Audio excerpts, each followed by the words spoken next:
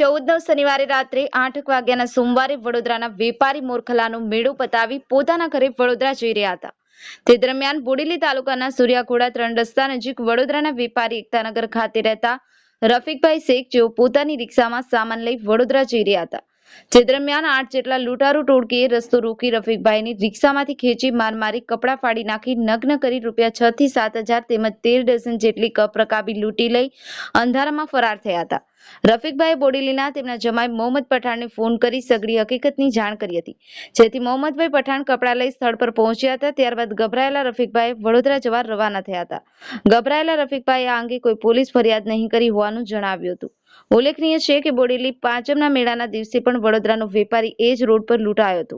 હૈદરખાન પઠાણ, કરજણ સંદેશ ન્યૂઝ, છોટાઉદેપુર, બોડેલી.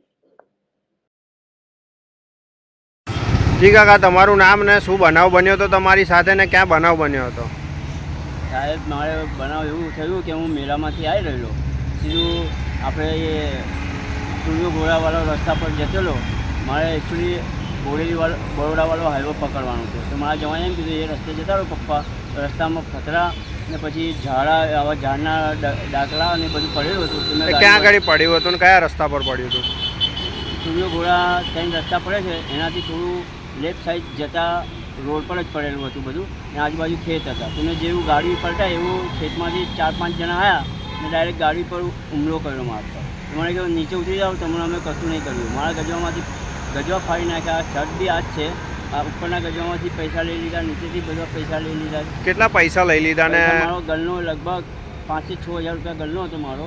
બીજું કે મારા કપ રકાબી લગભગ 2 બોક્સ લઈ ગયા, 10 બોક્સ. એમાં બધું લૂંટફાટ કરી. કેટલા લોકો હતા એ લોકો 6-7 જણા હતા. કોઈનો ચહેરો કોઈ જોયેલો ખરો તમે? કાપડ બાંધેલું હતું ને જરા બોડીમાં હતા, 2-3 દાઢીવાળા હતા ને એવા એવી રીતે હતા સાહેબ.